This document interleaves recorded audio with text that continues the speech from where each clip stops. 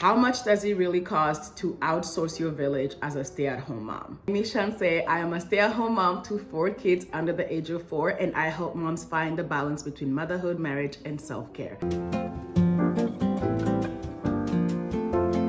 Is the real cost of outsourcing for your village? I often talk about the importance of outsourcing for your village, or to simply find the balance between motherhood, marriage, and self-care. A backstory and why I'm so passionate about this topic. I am a stay-at-home mom to 4 kids under the age of 4. I don't have any family at all where I live here in Maryland. I was born and raised in Congo, so most of my family member actually lives in Montreal, where it's French speaking, and I live here in the US. After my husband and I had kids, I remember feeling like, oh my gosh, I need a village. I need help. There's no way I can do this by myself. My favorite saying is, it takes a village to raise kids, but the village is no longer free. I think it's very important to start telling moms or future moms that that village they were promised years ago when our parents were having kids, yeah, that's no longer an option. Because now in 2023, if you want a village, you have to pay for it. Little disclaimer, I am only going off of one child, and I'm also going off of average around the US. These numbers are probably a lot higher depending on the area you live. I am well aware that a lot of these things I'm about to mention are considered a luxury here in the US, but if you were to ask me, they should be standard in order for us parents to balance this thing called parenting. A lot of parents are having such a hard time finding themselves after giving birth. A lot of moms are dealing with postpartum depression. A lot of moms don't even get an opportunity to focus on themselves ever after having kids. You know, when people say you have kids and you no longer get to do anything, this is why we don't have a village. So even though these things are not required to have kids, they should be considered heavily. Starting off strong with childcare, depending on the area you live in, nanny will average between $20 and $25 an hour per child, which comes up to about $38,000 a year. Now, most people are gonna have a nanny and a sitter. For example, if you have a full-time nanny and you still wanna do date night, etc., you're gonna need another sitter. Sitters will average between $18 an hour to $20 an hour. Sitters are very occasional. Say you have a sitter for only 10 hours a week, that will average up to $8,000 a year. Up on the list, preschool. Oh my goodness. Preschool is probably one of those things I really didn't consider, but on average, preschools cost about $2,000 a month. And there's a difference between daycare and preschool, don't get it twisted, which brings you up to an average of $25,000 a year, and this is very low in any area. Next up, we have housekeeping. Let's assume you just do housekeeping weekly, which on average is about $100 a week. Again, very low average. We're looking at about $2,000 a year. You have kids and you know how ridiculous laundry can get.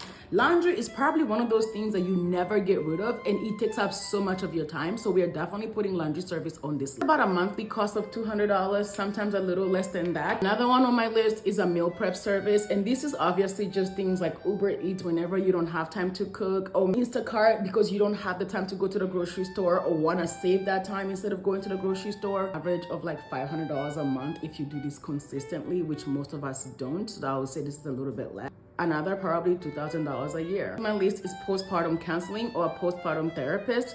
If you've had kids, then you know how crucial this is for your mental health after having a baby. You're looking at an average of $150 per session, and most people only go for a few months, averaging about maybe $300 a month for the first few months, depending on how many kids you have. You could be looking at about $4,000 a year. It's a huge one for me after having twins, and because I was afraid I was gonna have that cystic recti. Pelvic floor therapist, between $180 to $200 a session, looking at about $3,000 a year, depending on how many sessions you end up having. I had a twin pregnancy, so I wanted to make sure that my pelvic floor is healed.